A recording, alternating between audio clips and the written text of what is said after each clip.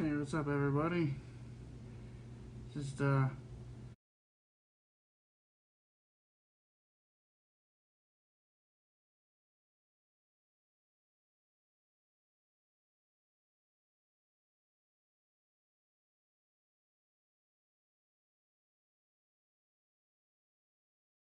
my co-host Neil um to join me on the podcast, but having trouble getting a hold of him. So give me 1 second.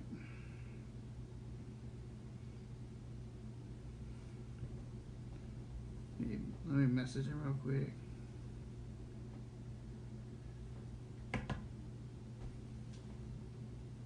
All right, should be on in just a second. He said, guys.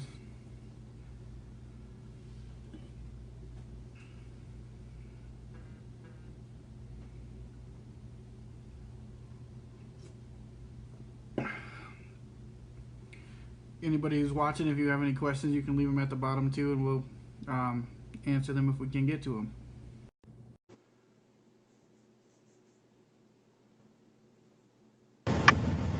All right, Hey, Neil, what's up? not much, man. What are you going on? Balls off. Yeah, where are you at? Yeah. Same place I was last week in Prescott, Arkansas. Hotter than shit. Oh, I bet. All right, let's jump into things real quick. All right, the first question today was a guy named Zach wants to know: are the Lions a real contender now that they beat the Chargers and then they beat Philly? We said we'd revisit it this week and see if they were all about it. Well, they were about it. No, we need to wait and see what happens to Kansas City. Okay. That's just a very short, simple answer. Kansas City is the standard right now, and I don't know how they stop that offense. Do they have to beat Kansas City to impress you or to make you believe they're real? They got to make it close. They got to make it real close. Right. Right on. I was impressed with the Lions. I think they played a good game against Philly, but they were helped out by a lot of mistakes by Philly as well. That's part of football, obviously, and I'm sure no Eagles fans are going to make any excuses about it. That's just how football rolls. But I need to see a little bit more because there were too many mistakes in both the Chargers and the Eagles games for me to say that I think they're truly a contender. I like seeing them get the W's, but there's more to a game than just W's to see if the team is real. Because, like you said, the ball rolls certain ways at times. The defense is for real. And yes, Martin, the defense will definitely have to show up for the Lions against Kansas City. The one thing that they got going for them is I just read that nobody is covering wide receivers better than the Lions are this year, and they're going to need that against Kansas City this week. They're going to have their hands full. Yeah. And is Slay going to play? I know that he's questionable, and he said we'll see when he was asked if he'd play. He said he feels good, but said we'll see. If Slay doesn't play, it's lights out. Yeah. So I didn't get a chance to check the practice report and see if he practiced today or not. He's not an offensive player, so I don't get alerts on him. So yeah, if he was a full participant in practice yesterday, I did not see today. So I don't unless he re-aggravated, I don't see why he wouldn't have practiced. But yeah, I need to this week. I'll have a definite answer on if the Lions are for real after this week. I don't think they have to win to believe that they're for real, but they gotta make it a game. They got to be able to score, and they got to show that they're not going to let good teams run down the field on the entire time. So, they're not going to be able to count on. I don't feel they're going to be able to count on drop balls like last week. I mean, technically, Philly had a chance to win that game had J.J. Arcega-Whiteside come down with that ball there at the end, because I thought it was a tip ball, and on the replay you could obviously see that it was not tipped. He just dropped it, and he fell into the end zone. So I mean, they should have won it really. But yep, I agree with you. So they played a good game, but that's as far as I got with them for now. I need to see it again. The next question is, are the Bills the real deal, or are the Patriots going to give them a dose of reality? Well, until somebody beats the Patriots, I mean, you got to side with the Patriots because it's just the way they're playing right now. It's, their running game's a little suspect, but, I don't know what's going on with Sony Michel. I saw a stat where he's the third lowest in average yards per carry in the NFL this year. And, yeah, that was kind of shocking, but he's a little bit in the doghouse. That's why Burkhead got so much run last week. But, man, I think the only thing Buffalo's got going for them is it's at home, and Edelman's a little injured, so I don't know. It's Buffalo's been playing really good ball. They got a defense. Yeah, got a defense, and they're by far the Patriots have played 3 teams that are 0-3. Right. Buffalo is by far going to be their toughest test of the season. Like, it shouldn't even be a question. I would love to see how they play against the real team, because I know right now they look unstoppable, but I want to see them against I'm not saying the Bills are for real, because the Bills haven't played much for competition actually either if you look at their schedule. But they're obviously better, like a lot better than a lot of these teams that they've played so far are. I don't see any way Buffalo wins this game though. I just think New England's like the top dog, and I actually see I have New England going like 9-0 to start the season. Like, their schedule's so pillow soft, like it's not even funny. I don't know. At Buffalo helps them out a lot better, but they've been running the AFC East forever, and until they can prove me wrong, it's hard for me to go against it. So, I agree. There's the Belichick factor. Always the Belichick factor. As long as he's on that sideline, you can't rule him out. Definitely, I agree with that. By far, in my opinion, the best coach to ever play or ever coach a game. I agree, and I've seen a lot of really good coaches. So. Right. This Vikings fan wants to know our thoughts on the Vikings bringing back Laquan Treadwell. Good. Why? I heard there was rumors that Diggs wants out because it was like. Well, I heard that too. Minnesota. I don't know if the move correlates with that, because I read nothing that this move correlates with that at all. But I'm just thinking, you couldn't sign anybody better than Treadwell. I could probably find somebody down my block that could produce just as well as Treadwell. Yeah. Well, I don't like them at all. I was upset when I found out they signed Treadwell. I was like, why? I heard a rumor. It wasn't a reliable source, but I heard a possible rumor, and I know you heard it too. Diggs for Ramsey. and before people watching think I'm crazy, I have a plenty explanation of why I don't want that trade to go down. Ramsey's probably the best corner in the game, and the Vikings defense would be damn near unstoppable, right? But they wouldn't be able to score. The defenses would not respect the pass anymore because the Vikings would have one guy they can throw the ball to.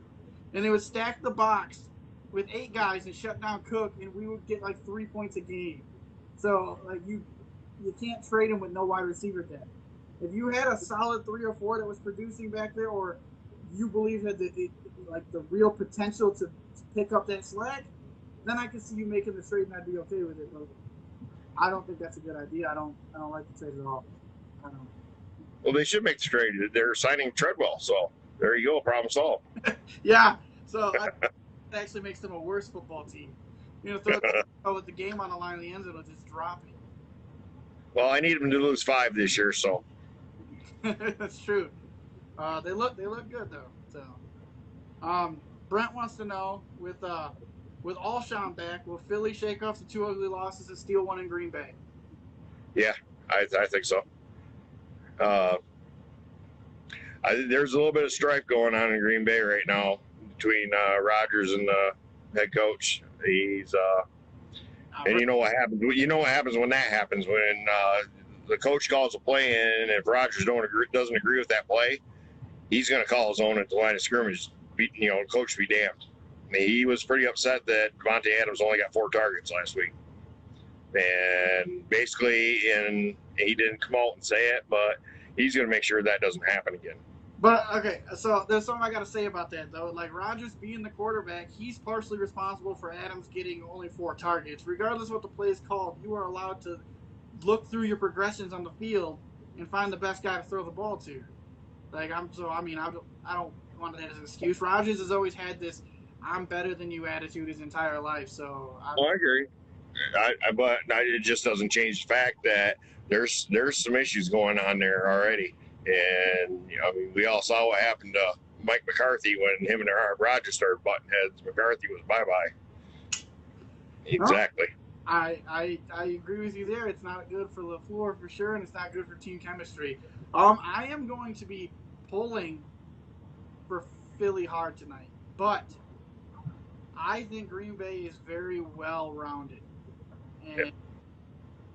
and they right now I don't see a way. If it was in Philly, I would be picking up for the upset. I'm not 100% confident that Green Bay is going to win this game. I had them for my bet, like I was saying in my bet sheet this morning. I had them for my bet. I had Green Bay, and I took them off. But I'm not saying Philly's going to win this game. But I just feel like it's going to be a close game. But I don't know if they can do it in Green Bay. Like that's a hard place to play and win. It always has been for,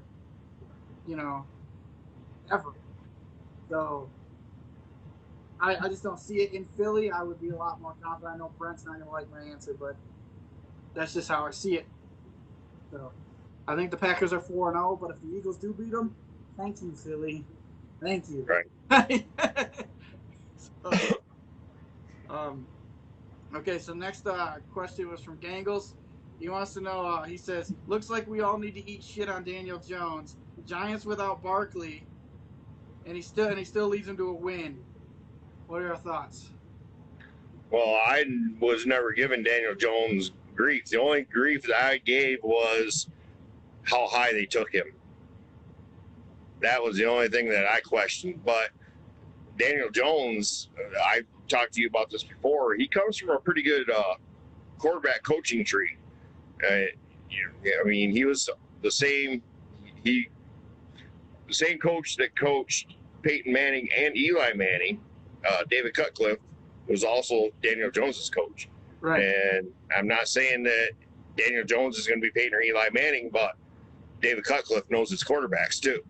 He knows how to coach his quarterbacks. So, I mean, I think he looked good last week, and this week he's probably going to look good too because it's just Washington. But everybody looks good against Washington. Yeah, but we'll see. We'll see. Like a famer Monday night. So I think he's going to be all right. Right. So I mean, he's a rookie. There's going to be growing pains, but other than that, I think he's going to be all right. I gotta eat shit on this because I was one of the Daniel Jones is gonna be a complete total bust. Like most people were. To be fair, if you didn't, I don't remember what your thoughts were. I just figured everybody agreed on Daniel Jones, but like literally almost everybody else was like the guy's gonna be a bust. I remember I didn't watch a lot of them in college because like nobody really like watched his team play in college. They weren't like a very heavily like televised team. So I didn't see like a lot of them play. I think I caught like 2 of his games or whatever, but he threw like 9 interceptions in one game against a team that won like 1 game. Like I don't know how you throw that many picks in 1 game, but that's awful. I started him on my fantasy team too, Tim. So I got him in now. But yeah, I just didn't think he was gonna be successful at all. And I literally thought they only drafted him because he's like Eli Manning's twin. And they were like, we don't want to move on from Eli, but we have to, so we're going to draft this guy that looks like his doppelganger. So, like... Right, but there was so many... I mean, on paper, there were so many better quarterbacks on the board, and they took him a 6th overall. They took him over Haskins. Like coming out of college, you would think... Yeah. I mean, we haven't seen Haskins play yet, so it still may be true, but... Like, you know what I mean? Like, Haskins was like the first... He's the next quarterback that's going to be picked. There's no doubt about it. And then doofy Daniel Jones got selected, and it was just like, what is going on? I'm glad the kid succeeded, though. I mean, I wished him no ill will. I wasn't hoping right. And it sucks that he gets booed, like he got booed like he did when he came out, because, like, this stuff is not like, you don't control who picks you in the draft. You know what I mean? Like, so I hate when fans boo picks when they makes the kids feel terrible. Like, and also it's New York. I mean, you gotta expect I that know from the New York crowd, just like with the Philly crowd. You gotta expect that too. I mean, they're probably the hardest fans to accept and to learn how to appreciate. right. Stephen just corrected me. It was 7 picks in one game against a 1-win Virginia. Yeah. My bad. 9 total against Virginia. I think I got the stats mixed up. Regardless, that's a lot of interceptions for a single game. So, Right. but yeah, no, I'm glad he's succeeding. I mean, if he continues with being as dynamic as he was there, don't sleep on New York, man, because he did all that without Barkley. So Right. wait till he has Barkley. So and he's going to be getting Golden Tate back here in next week. Not this coming week, but next week. That'll definitely. Well, no, it'll be 2 weeks because they got their buys, and I think when is the Giants bye week? It's not the 5th week, is it? I don't. Yeah. Well, they're getting Golden Tate back anyway. This is his last game for suspension coming up, and so that'll just add to the passing game. Right. All right. Gangles also wants to know, what week will Jay Gruden get fired? I'm sorry, say that again. Gangles also wants to know what week Jay Gruden will get fired. If they don't show any signs of life, probably, I would say halfway through the season. Yeah, he's awful. I mean, how he's even still that the whole team is listless right now. Yeah, I agree. I don't think it'll happen during the season. I think he'll get fired on Black Monday when all the coaches get cut. They know they're not going anywhere this season, so I don't think there's any reason for them to change it. Like, it wasn't like they were thinking that was gonna go somewhere, and then he underachieved, and they just want to get him out of there as quick as possible. I think that he's gonna finish the season and he'll be fired after the season. I actually believe that had it not been Chicago last Monday night that they were playing, I think you would have seen Dwayne Haskins at some point just to get him some game experience because that game was over. Right, I agree, but it would be rough to throw him to that Chicago defense. Well, yeah, and that's what I feel why you didn't see him, because I mean that's like throwing a lamb to the wolves. Right. Yeah, I don't blame them for not throwing him in. Not last week. The Giants this week, I'm shocked to have not heard that he was starting this week. I really thought they were going to just announce that he was going to be the starter, and we would have had Jones versus Haskins, which would have been cool. I would have been interested in that.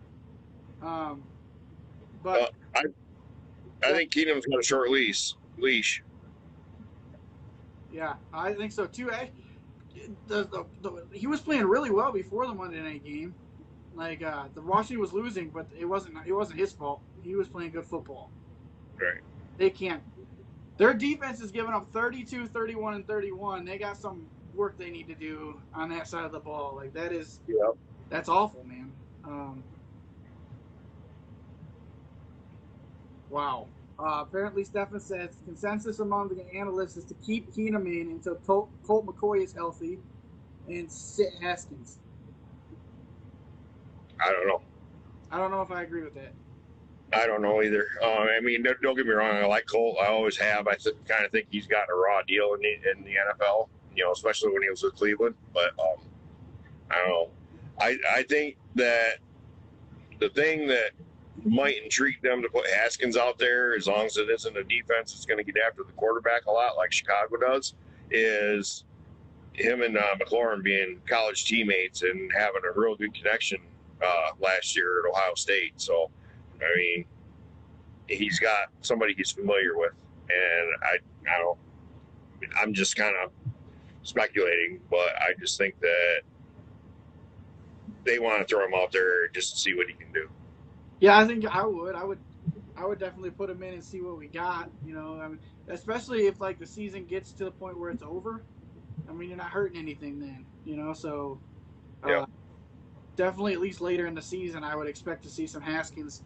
I don't know if they do plan on sitting him.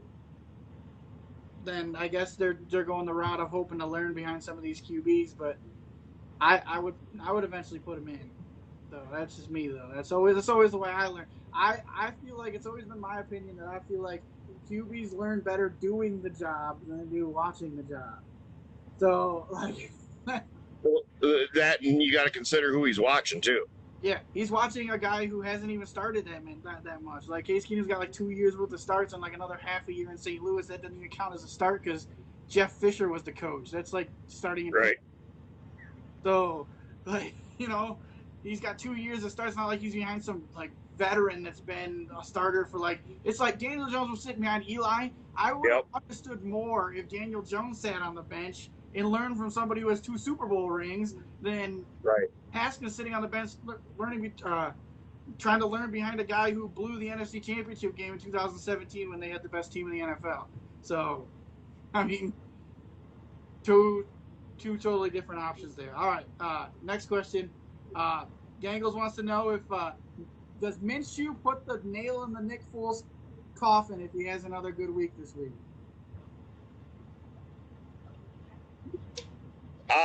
And I was gonna look this up too, and I forgot. I wanted to look and see what Foles' cap hit is, because that's gonna depend on weigh a lot on that decision. If he's got a big cap hit, then no, they got to play him.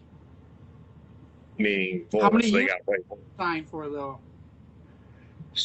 I don't remember. I want to say it was 3 years for some reason. And number 3 is sticking in my head. And it seems like it was 8 a year. Was he guaranteed money? Why am I remembering this Nick Foles sign? Me either. I'm not. I guess I should have looked that up. I was going to, and then I got sidetracked and forgot about it. But Minshew he's been playing really well, and in his lore has gotten bigger than his game actually, with the whole Minshew mania. Minshew mania, the Minshew mustache, and him talking about offered him like a endorsement deal, like a porn site did. Like that was awesome. Yeah. But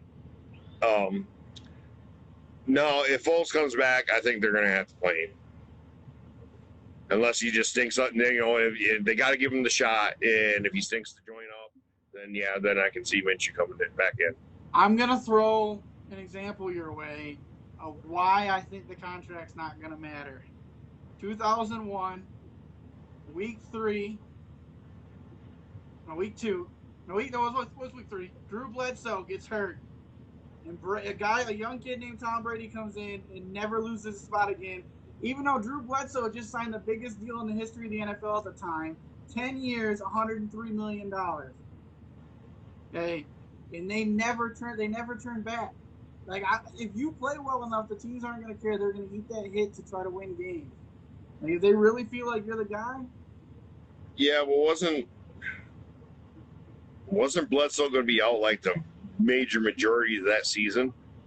He was going to be out for, I think, like about as long as Foles was. He was ready to go by like week 10 or 11, and he never got the job back again. He said, I actually just watched the thing about it. Colin Fuller shared like one of those NFL throwback videos on Facebook the other day, and I was watching it, and like Bledsoe said that Bill Belichick had promised him when you were 100% healthy, the job would be yours. And then like he called him like in the middle of the season, was like, the doctor just said that I could get my job back, and he said he knew his job was not secure when Bill Belichick wasn't excited, and he was just like, okay, well, we'll talk about it when you come in. And then he said all of a sudden he was never 100% healthy. He was always 99.9% healthy. So he never got his job back. Brady just kept it. Even after Brady went down with a sprained ankle in the AFC Championship game against the like almost unbeatable Pittsburgh team that year, and Bledsoe came in and beat that Pittsburgh team and looked really good, and they still let Brady start the Super Bowl and didn't even give it 2 thoughts. Well, and the thing with the Patriots too is they're really tight with money. If they've got a young player who's making a rookie minimum or a rookie salary as opposed to a high dollar position player, and the rookies plays well enough to be able to jettison the veteran player, they'll do that. Right. Just to save money. Right. Well, that's just kind of like, I don't know. I feel like if Minshew starts winning games for Jackson, not just playing well, if he starts winning games, because I have them beating Denver this weekend. I'll get to those picks later, obviously, but I have them beating Denver this weekend, so that would put them at 2-2. So, I mean, if he continues to win and they're in position to win the AFC South or with a chance to win the AFC South, I don't see any way they can pull them out. I just don't see it.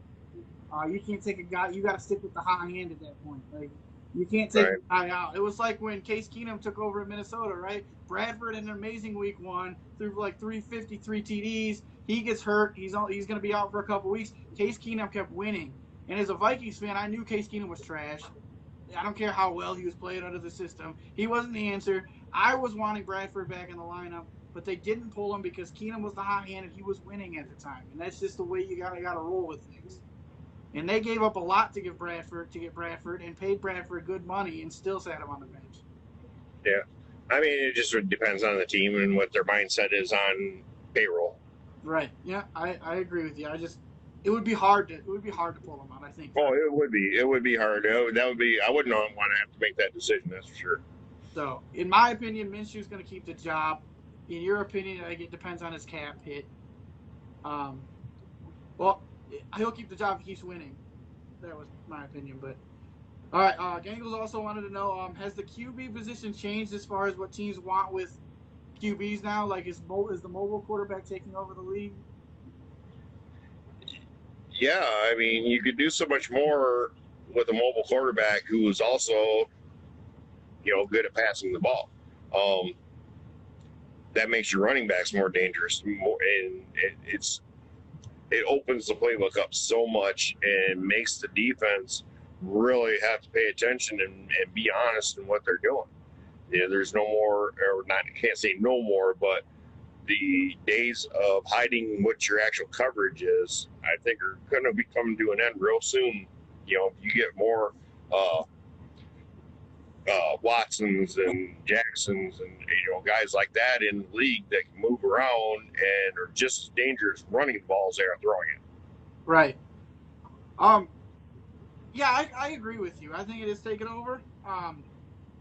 Mobile quarterbacks have always had the potential to take over this league, but the problem is every time before you would have mobile quarterbacks, they struggled with accuracy. Right? They always see. I don't know why they correlated together, but they did. It seemed like every mobile. Michael Vick was great, a phenomenal athlete, one of the best athletes I've seen play in the league. Okay, was very erratic throwing a football. Okay, like sometimes he would hit you right on the numbers and look like that dude would never miss.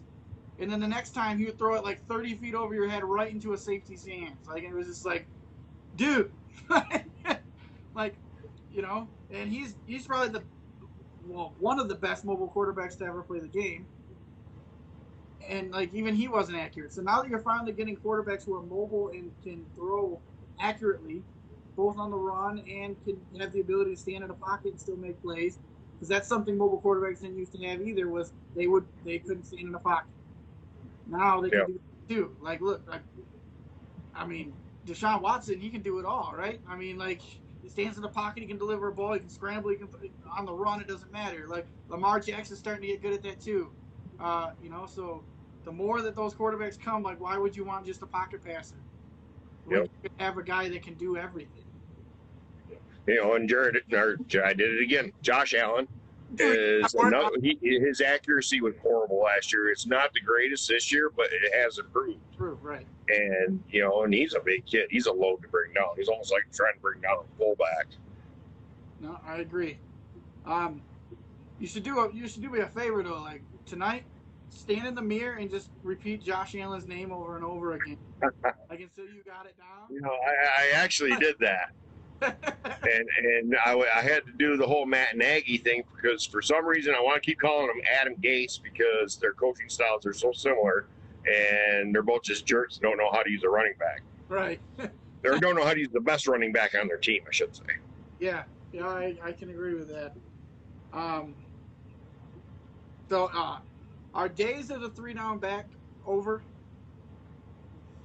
No, it depends on the back. I mean, you got Zeke, you got Lev Bell, you got Melvin Gordon, you got he's coming back soon. You got Barkley. It depends on the back. If the back can do it all and do it all really well, then they're going to be a 3-down back.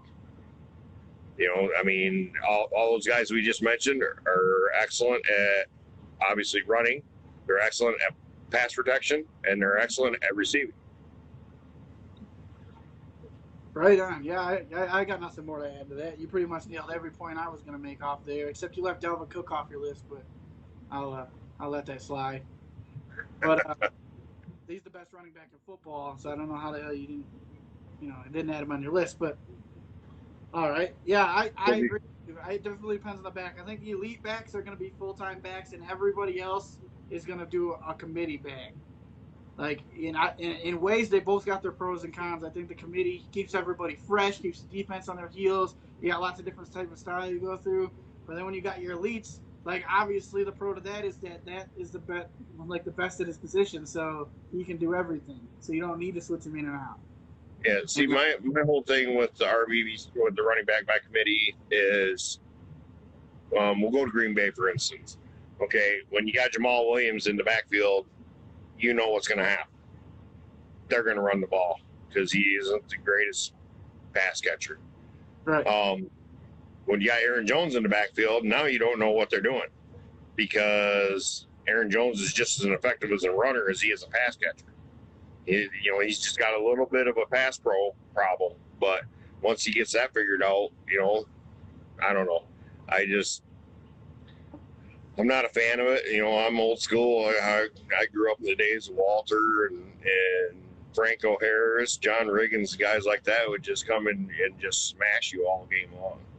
No, I hear you, but to a point that you brought up last week, athletes are bigger and stronger and faster now than they were back then. So you're getting hit by people who are a lot, bigger and stronger and faster than now. So the punishment you take now could be more. I mean, I don't have anything to back that up, but just based on like what people say about what people have developed into now, because they don't really protect. I know the NFL's softer now, but they don't really protect running backs. They protect quarterbacks. That's where it's gotten really soft. Like running backs still take punishment, a lot of punishment.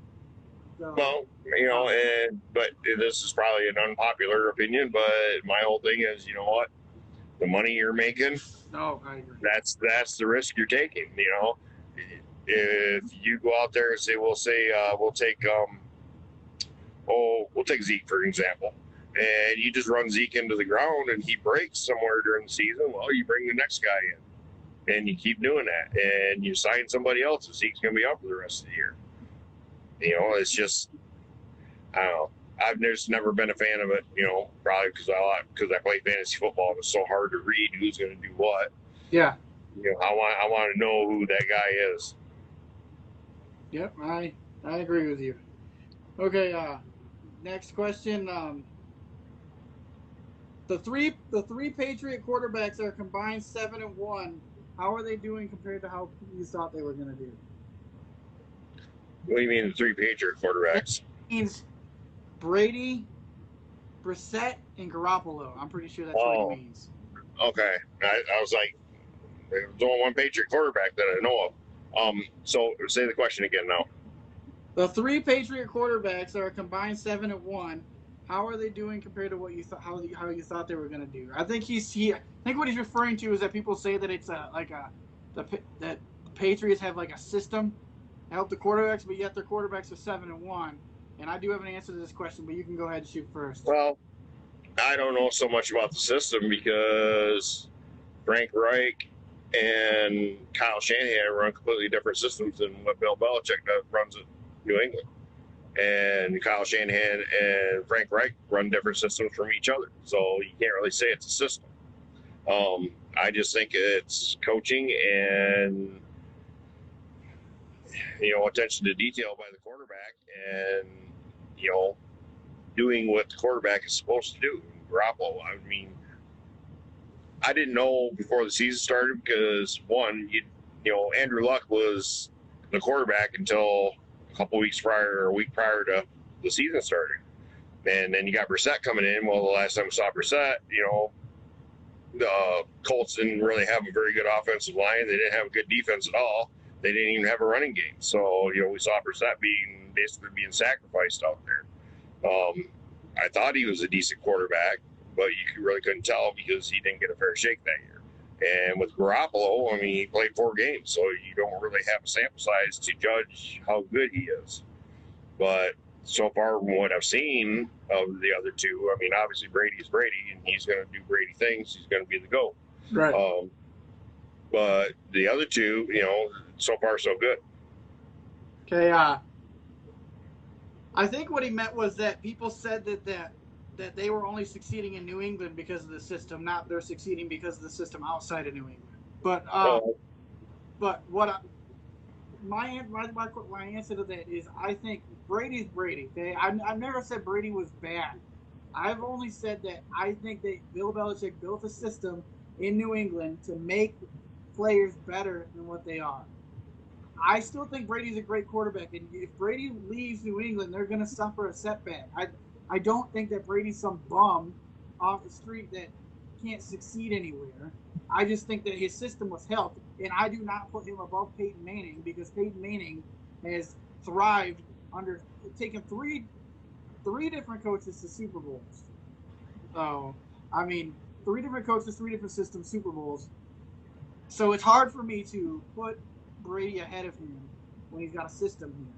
But to get to these 3 Patriot quarterbacks, Brissett's played well but conservative. So I'm not like it's been his offense is not, he's got a lot of touchdown passes, but it's not like he's out there throwing the ball all over the field.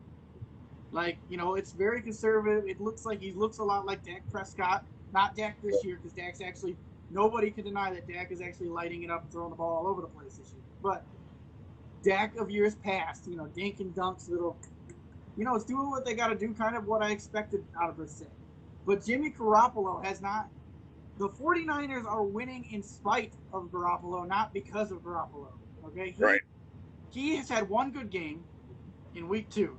In week 1 and 3, he was trash. So just because they're combined 7-1 does not necessarily mean all these QBs are doing great things, because Garoppolo has not been great this year by any means. Brady has been great. Brissett has been serviceable, and Garoppolo has been trash. So, well, I kind of grade him as Brady. Like I said, Brady is Brady. He's the GOAT. He knows that system better than I think Belichick does himself. But Brissett has been a high-end game manager. Yeah. Whereas Garoppolo has been a low-end game manager. He was Alex Smith before Alex Smith had his big year in KC, to me. Except Alex Smith can run. Garoppolo can't run. Right.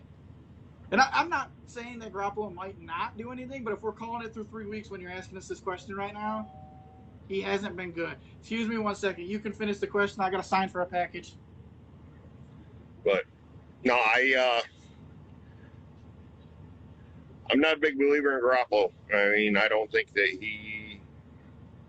I don't know. I think they were a little premature in signing him to that big deal. He's just not. I don't think he's a quality starting NFL quarterback. And by quality, I mean somebody who is going to be able to put the game on his shoulders and take it over and win it for you. Right. That's what I mean by a quality quarterback. I don't think he can do that. No, I'm in agreement with you. I'm actually surprised I could hear you at the door, actually. So I didn't miss any of that. All right. So, biggest loser of week 3. Who do you think it was? Biggest loser of week 3. I'd have to say Philadelphia, to be honest, because they could have won that. They should have won that game. And to do it with missing your top 2 receivers, and then I think Aguilar was in and out every now and again because he was playing a little dinged up himself. Yeah, to me it was Philly. Philly had a lot they got a lot riding on that because they got Dallas in that division, and Dallas is going to run away with it if they don't get their stuff together real quick.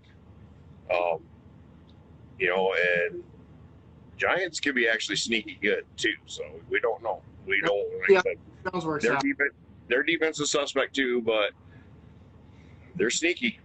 Yeah. I was gonna go with Tampa Bay as the biggest loser this week because they should have won that game. But the big this week was Seattle. Yeah. Seattle at home with a Drew Brees-less New Orleans team that I don't think even New Orleans fans thought they were going to win this game. Okay, like that was a game that went from, wow, we got to play Drew Brees, this matchup's going to be killer, down to the wire. Who knows who's going to win to, we should win this game. And you know how I feel about Bridgewater. I think he's a pretty good quarterback. But again, he hasn't really had, outside of last week, much game action in 4 years. So he's not up to where he should be as a quarterback right now. And right. They're playing him very conservative, little short passes all over the place for right now so he can get his groove in.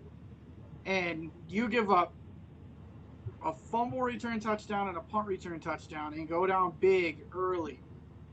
And they were never able to recover from that. They made a run at the end, but, I mean, was New Orleans really in any serious threat of losing the game?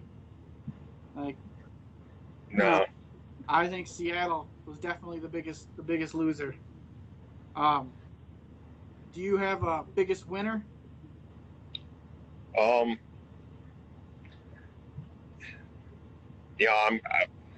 going to go with the opposite of what the one you were initially going to pick, and I'm going to take the Giants because nobody expected Daniel Jones to come out and do what he did. He did what I don't believe Garoppolo is capable of doing. He put that team on his shoulders without Saquon Barkley, probably the best running back in the NFL, and he willed them to a victory. He did. He was running the ball. He was accurate throwing the ball, and Evan Ingram stepped up. Everybody, his supporting cast was there for him when he needed them, but he's the one that managed them to get him down the field, to get him in position to pull off the victory. And, Tampa Bay's kicker helped him out at the end there, but when in my opinion, they shouldn't even been in that position to begin with. Agreed. My biggest winner for the week is I'm going to go with Detroit because if you looked at their schedule and where they needed to be at this season through 6 weeks, they far and exceeded where they needed to be. Yeah, some of these teams were beat up. The Chargers were beat up. The Eagles were beat up. But you got the W's, and that's huge for them during this rough stretch of schedule that they needed to. There was a lot of people who said 1-5 out of this stretch of schedule. So to be undefeated through 3 weeks, one was a tie, obviously, but to have no losses through these three games that you've played now is huge. And they've never, it doesn't matter who was playing and who was out. They've never done good in Philly, or even compete in Philly. They always wind up getting beat by double digits there. So to go in there and win was a huge win for Detroit. And especially since they have almost what a lot of people feel like a guaranteed loss coming up this week, it was a needed win, before this. So yeah, I got to go with Detroit on that. So, we're gonna pull my picks up. We're gonna go through our picks now. We'll get this on the road. Yeah, I actually did them on that little thing you sent me. Oh, so follow along together this time? Well, I can't pull it up because I'm on my phone. Really? But no, I'm going to be able to send it to you. I just screenshot it and then used my edit tool and dotted my picks. But I wrote everything down too, so that I can go along with you. Right. Okay. We'll just go through them. I'm pretty sure that you remember. We'll alternate on who can start first or whatever. I'll give you the first game. I'll give you tonight. Philly at Green Bay. Who you got? I got Philly. I think Alshon Jeffrey coming back is going to be huge for him. He's one of the best blocking receivers in the NFL. I think that they're going to try and run the ball, even though nobody's really been that successful against Green Bay so far to this point, with the exception of Dalvin Cook, obviously. But I think they're Phillies do. That was a heartbreaker last week for them, and I believe that they're gonna step up and they're gonna take this one. Like I said, there's a little bit of strife in Green Bay, and I think that's a little distracting. Yeah, I got Green Bay in this one for reasons I stated earlier. I still don't like the fact that they are without. Why am I drawing a blank? Oh, Jackson. They're without Deshaun Jackson, who's by far their biggest threat out of their wideouts. Alshon Jeffrey, a very good blocker, but he's clearly on the decline. I don't like them having to go to Green Bay. If it was in Philly, my pick would be different. But Green Bay's defense has been good, and they always have Aaron Rodgers, and it's just hard to pick against Aaron Rodgers. So I got Green Bay in this one. Tennessee at Atlanta. I got Atlanta. I don't think that Tennessee can score with Atlanta, and that's going to be Marcus Mariota. He looked good in week 1, but he went back to basic Marcus Mariota the last 2 weeks. So Atlanta hasn't been all that impressive either, but I think they still have too much firepower on that offense to be able to lose a game to a team like Tennessee. So I just don't see it. So. Yeah, I got Atlanta also. I got this one. It's going to be probably, from what I'm seeing on here, well, I got Atlanta. They're going to win big. I mean, Tennessee doesn't have an offense other than a running game, and if you can shut that down, you can shut down Tennessee. 8 guys in the box. Yep. Nobody's scared of Mariota's arm. Nope. All right, New England at Buffalo. Who do you have? I got to go with New England until somebody proves me wrong. I mean, it's at Buffalo, and this will be the best team that New England has faced so far this year. But like I said, I mean, it's Brady, it's Belichick, and they managed to take away your best player. So, our Devin Singletary practiced today for Buffalo. So, but I mean, I don't know. I think that they're going to do something to Josh Allen and confuse him and take away Buffalo's best player on offense. Yeah, I agree. I got New England too. I think it'll be a decently close game. I'm not saying it'll come down to the wire, but I think Buffalo will hang with them for a while. I like the fact that it's in Buffalo. The crowd's going to be nuts. There's nothing like a Buffalo crowd. Right. Half of them will be on fire by the time the game starts. So the crowd will be nuts. Buffalo's got a defense, but for the first time in a long time, New England's got a defense. Yeah. So it looks like through 3 weeks, though, right? Because they haven't played anybody, so we'll find out. But right now, that defense looks really good. They've only given up 3 points. I know 17 total, but those Jets touchdowns weren't on offense last week. Right. So they've only given up 3 points in 3 games. I mean, when you average giving up 1 point a game, you're probably going to be 3-0. Like so, I until somebody can do some damage, I can't pick against New England. I can't pick against Brady. As much as it hurts me to do it, I have to pick New England because I don't like to do it. I like to pick against New England. It fuels me, but I don't see it happening. So, Kansas City at Detroit. I got Kansas City in this game. I know that a lot of people watching this ain't gonna like that, but it is what it is. It's the same situation of what I just said with New England. Until somebody can come in here and beat Kansas City, I can't pick against Kansas City. And picking Detroit would feel like a total homer pick because there's no way that I can justify that. But I do think it's going to be a close game. I mean, Detroit's got a solid team this year, a lot better than what people think they are. Stafford's a good quarterback. He's good in shootouts. And Detroit has a very, very good record in games that they score more than 26 points, and they're going to have to score that Sunday. I have Kansas City 38-34. I have it very close. That's exactly what I predicted the score on the pick-up sheet that I do with some of my friends. So I think it'll be close, but at the end, it's about stopping Mahomes. So, and I don't think they can do that. So. Yeah, I recommend anybody who's into betting take the over on this game. Yeah. There's going to be a lot of points put up because Kansas City doesn't have a defense, and Detroit does. but Kansas City also has an offense that is to this point proven to not be able to stop it. Jacksonville couldn't stop it. Baltimore couldn't stop it. Mahomes is just absolutely ridiculous in what he does. And Their Detroit, receivers, go ahead. their receivers are faster than your defensive backs. Yeah. You can't defend speed, bottom line. And yeah, this one, I don't know. I mean, I know Detroit fans want to hear me say that it's going to be close, but I don't. I mean, Detroit's going to put up a lot of points, but I think Kansas City's going to put that much more. Yeah.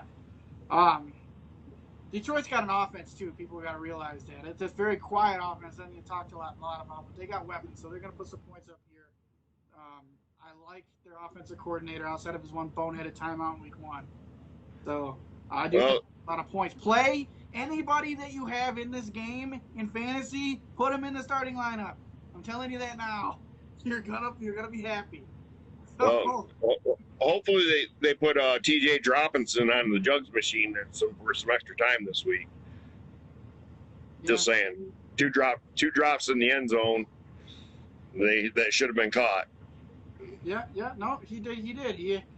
He had 2 passes he should have caught for touchdowns last week, and. But yeah, I just had to throw that in there because I heard that somewhere, and I thought that was kind of a comical nickname for him. Yeah, well, if it sticks, yeah. I mean, everybody has bad games for sure, but right. Well, we'll see if that sticks. From everything that I've heard about him, that doesn't happen very often, but it could be different games, so we'll have to watch and see and find out. So, hopefully not for them. But all right, Oakland at Indy. Who you got? I got Indy on this one. Oakland's defense is non-existent at this point. They can't stop anybody. And on top of that, Indy's got one of the best offensive lines in the league right now. They are just blowing holes open for Marlon Mack. He leads the league in carries to this point. The kid's averaging over 20 carries a game. And he did that on a bad calf last week. Brissett is a really, really good game manager. T.Y. Hilton we're not sure on his status. I mean, he practiced on a limited basis today. But he does have a bad hamstring, I believe it is. He actually pulled himself from the game last week early after he'd already scored a couple touchdowns. But yeah, I got Indy, I got Indy walking away on this one. I went opposite of you on this. I was on the fence on this game, but I took Oakland. I think, and I don't think anybody with me, that Oakland's a much better team than they were last year. And the Antonio Brown thing really hurt Oakland. Everything that they had planned definitely took a hit and a toll on them. But I like Oakland. I like Oakland's offense. Their defense is nothing to like on their defense. They had that good the rookie Adams, but he got hurt. So then Clelin Ferrell is not playing well. They took him number 4. He's not having a good season so far. That can easily turn around. It's only 3 games, and he's a rookie. So, but as of right now, he's not playing that well. I think that could be their downfall in this game. But I think they squeak it out. I have it a very, very close win for Oakland. I think Derek Carr and Tyrell Williams are going to have a big game today because they're going to have to focus on Waller because that dude's a beast. And I think Williams has a big game in this game, so I got Oakland slightly. And then Chargers at Miami. I don't even. Do we even have to? I'm Chargers. Okay, that's it. That's all I got to say about the game. Chargers. There was a couple plays last week in Dallas Miami game that just exemplified Miami season and what they got to look forward to. You're familiar with Xavier Howard, correct? Yeah. Okay. He gave up. He's their best cornerback, and he's actually a good corner in the league. He gave up 3 touchdowns, and he quit on 2 of them because why? Why should he try? Nobody else on that team is trying. But why you should try is because your future depends on trying.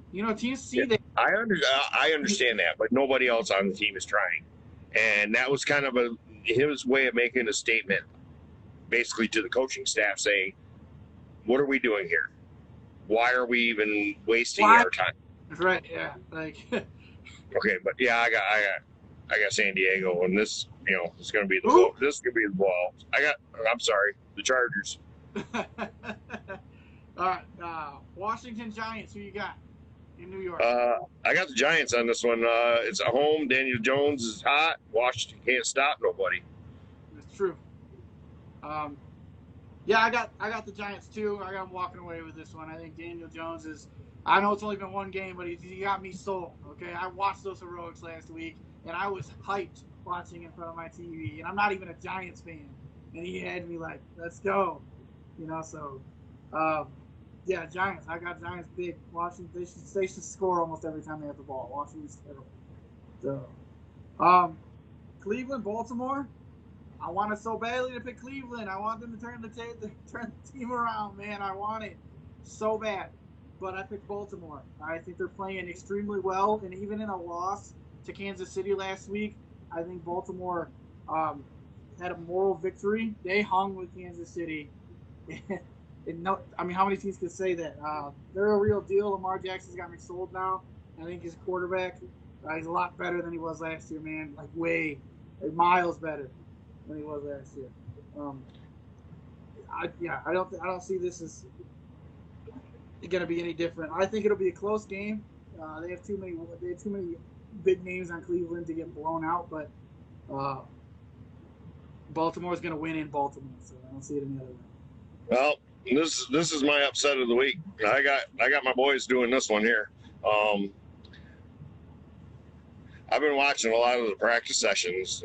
I'm a subscriber on their Twitter feed and all that, and they are not happy. We'll put it that way. Freddie Kitchens, all the way down, even Freddie Kitchens blaming himself for the play calling. How do you call 4 passing plays when you're inside the 5? Yeah, with all 3 timeouts. Yeah, it's not like there's no timeouts left. Yeah, you got one of the best running backs in the league back behind Baker Mayfield. How are you not figuring out a way to at least run the ball once? And on top of that, Neil, you have arguably the best receiver, no argument, a top 5 receiver in the game, and you didn't throw one of those passes to him. I don't care if he's double covered. You got to take one shot. You got to take one shot to him. Period. If he's double covered, he's open. Yeah, exactly. That's what I'm saying. Because he's going to go up higher, and he's going to go up with one hand, and he's going to pull that ball in, and there's nothing you can do to stop it. I've seen him do it so many times when he was with the Giants. Right. Yeah. But I got him upset in Baltimore this week. Nice. So it's not impossible. Division rivalry games, you know how they go. So. Yep. All right. Carolina at Houston. Oh, me? I got Houston. Kyle Allen looked really good last week for Carolina, quarterback. And it's at Houston, and they've dropped a couple of heartbreakers this year. I think they're going to come in, and I just got the sneaking feeling that what? Houston's dropped a couple heartbreakers? Well, I'm meaning the New Orleans game. Okay. They're on a mission now. I think Watson's just going to take over, and yeah, I got Houston on this one. Yeah. Before I make my pick, you think Kyle Allen? You remember that commercial with where Cam Newton's talking to that kid, and the kid's like warming up his arm, right? And he's like, "I'm gonna be a successful quarterback like you.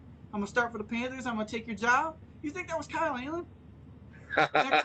Right? I actually thought about that myself. I would like to do some research to find out if that was him.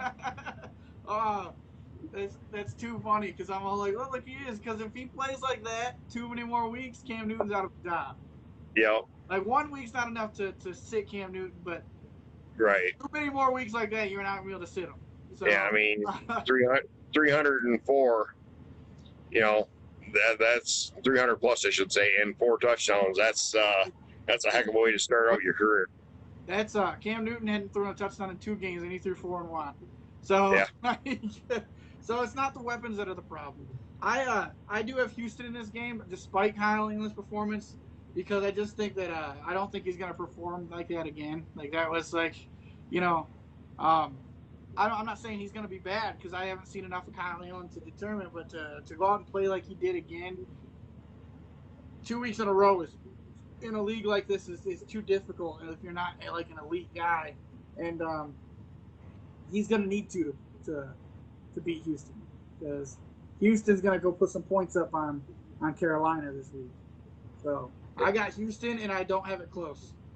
So Tampa Bay at the Rams. Tampa Bay's been playing really solid football, actually, a lot better than I thought they would be playing. I was sold on their defense until last week, and they let Daniel Jones go all over them. And I think that I might have picked an upset here if I still believe in their defense, but I don't think you're going to stop the Rams from scoring a ton of points on you. And I don't believe in Jameis Winston, so any good team or high-scoring team that plays Jameis Winston, I'm taking the other team. So I got the Rams. Yeah. I got the Rams too, and I'm hearing rumors that Gurley's going to get more carries this week. They don't feel they're using him enough. I think his knee's fine. Correct me if I'm wrong, but I believe I heard somewhere he's got 1 reception on the year. 3. 3? Okay. 3 for 4 yards. Yes, I knew it wasn't very many, but yes, and that's that's what it was. He's got 3. And at this point last year, he was already at 15, I believe. Yeah. So they're going to utilize Gurley a little more, and I mean Tampa Bay's defense has improved, but they got 3 pretty good receivers there too. So I mean, I don't think Tampa Bay's secondary goes that deep to cover all 3 of them. Yeah, Mike Evans' performance last week though, that was incredible. Yeah. Oh yeah. He woke up from the dead because he did nothing the first 2 weeks. That was an insane week last week. And against a guy that's not a slouch, Norris Jenkins has played good football until last week. I know he's getting roasted for how bad he got beat last week, but like the one bright spot on the Giants defense. Okay, moving on. Seattle, Arizona. Who you got? I got Seattle. Arizona, I got Seattle, and I believe that Will Dissly is going to have a monster game this game, as well as Chris Carson.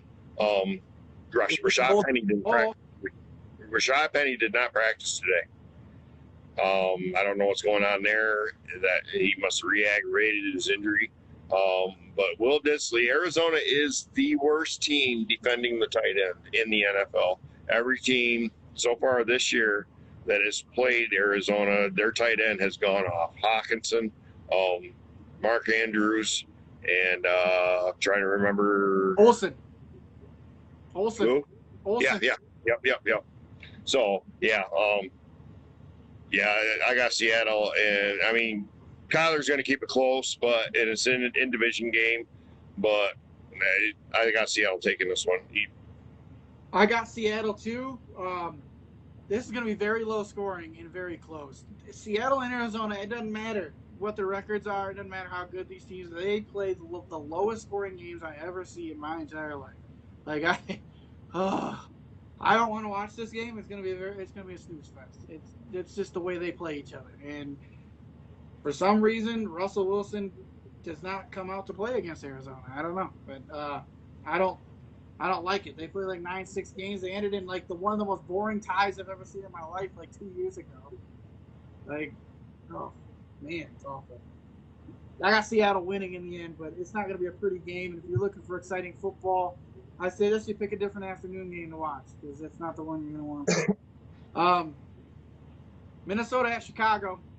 I got Minnesota, and it's not a homer pick. I know I'm a Vikings fan, okay, but Chicago's got no offense. I don't care what they did last week. My high school football team could score on Washington. So they don't have an offense. And until they have an offense, they're not going to beat a team that's got the most explosive play rating in the NFL through 3 weeks. Like, it's not going to happen because not only does Minnesota have an offense, but they have a defense too. So it's not like it's like, oh, great offense versus great defense. It's great offense and great defense versus just great defense. And Minnesota's going to win this game. That's backwards, idiot. Well, I can't flip it around the other way. Anyway, go ahead. You know what? Khalil Mack's going to need to change his address after this game because he's going to be living in the Minnesota backfield. Oh my! Yeah, you're just picking him because you need Minnesota to lose a certain amount of games. No, I'm a believer in that defense. Khalil Mack is ridiculous. He is absolutely just ridiculous. And they got other guys on that defense too. So it's not just Khalil Mack. I mean, Minnesota decides to try and double up and with a chip. That's not going to be enough. I mean, something's going on with Kirk Cousins. Diggs is very discontent with his role in this offense. And huge week. Well, we'll see. But no, it's in Chicago, so I'm gonna take the Bears. If you take the Bears, the score better be like 6-3 because that's the only way they're gonna win this game. Because if Minnesota scores over 10 points, the game's over. So. Well, the defense is gonna outscore Minnesota. Yeah, get out of here. All right, Jacksonville at Denver. Who you got? I got Jacksonville. Their offense is in disarray. They can't seem to hit the receivers anymore. Emmanuel Sanders was one of the top receivers. I think he was like a top 5 receiver in the first 2 weeks of the season, and he disappeared last week. I think he had two catches for I don't even think it was 20 yards. I know it was 2 catches and it was very low yardage count. Yep. Only 4 targets. Yeah. Philip Lindsay went off, but man, you're not going to be. Philip Lindsay is not going to be able to run against this defense. I'm sorry. He's on my fantasy team. Well, I'm sorry that you traded for him. But yeah, I got Jacksonville taking this one. I got Jacksonville too. Here's a crazy stat, and this is why Denver isn't going to win any games. Okay, well, I mean they're going to win some, but this is why they're not going to win many. Okay, they're the first team in over 60 years to go the first 3 games without a turnover or a sack. How can you play football like that and win games? How can you not get 1 sack in 3 games? The turnover thing, that happens to some teams, but you haven't even had a sack. Especially with Von Miller and Bradley Chubb. And you don't have a sack through 3 games. That is the most laughable statistic I've ever seen in my life. What is going on in Denver? That is why Jacksonville's going to win this game, okay? You don't pressure Minshew Mania, and he's going to hulk up and take Jacksonville down the field. And Joe Flacco's not going to be able to score against the defense. With or without Jalen Ramsey, I don't care. I don't think he's going to be there. He's tending the birth of his second child, so the birth of the child is him. Yeah, he's a little. I know. I get into that. Okay, so I know. That was a little tongue in cheek comment on me. So yeah, I have Jacksonville too. Dallas at New Orleans Sunday night. I got Dallas. New Orleans is in great position now. Even if they lose this game, to be in a good spot when Breeze comes back because their schedule softens up after this game. I think they got Chicago in the middle, but a lot of easy teams there during the remaining time that Breeze was. So they got a huge victory last week. So I think they pretty much expect to lose this game. Obviously, they're going to go out and try to win, but Dallas in right now, until I hate the Cowboys, but they are the most complete team in the NFC right now, and they're firing everywhere. And I know they haven't played anybody, but like I said for the other people, that haven't played anybody either, is that you can only play you don't control who's scheduled. You only play who you can. And right now they look unstoppable. And I hate to say it, but Dax looked really good. Dax looked good. Defense looks good. Even Zeke's not even running like Zeke normally does, and they're still looking good. So I mean, Dallas is going to beat New Orleans. That Teddy Bridgewater can't put up enough points to keep up with Dallas. Yeah, I got Dallas too. I don't know if you heard, but Amari Cooper pulled up lame in practice today, and it was the other ankle, the one that he didn't have the procedure done on. And well, he said Michael it's not the same ankle, so that's how. No. What's that? You said it's not the same ankle? It's not the same ankle he had been having issues with. No, it's the other one. I would rather it be the ankle that it's not for, if I'm down, Right. I'd rather it be the other ankle.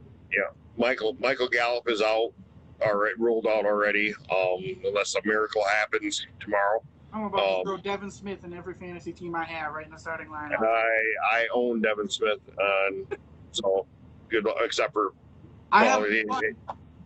I got him in one too. So, but yeah, Devin Smith is, if you got him, fire him up. But Zeke's gonna eat. I really think Zeke's gonna run the ball 30 times this game. They're gonna sprinkle a little Pollard in, but I don't think you're gonna see as much of Pollard as much as you did last week. Right. And the Dallas defense, like you said, they're just, to me, I agree, they're the most complete NFC team. Yeah, and I hate that. I don't like that. But if we get a Patriots Cowboys Super Bowl, I'm not watching. Yeah, you will, you liar. Well, I'll watch under protest. I don't know. Oh, right. You're going to sit there and hold your breath during the whole game? Yeah. Did you hear, is Amari Cooper going to play? Did you hear if he's going to be out? It just happened late in practice today.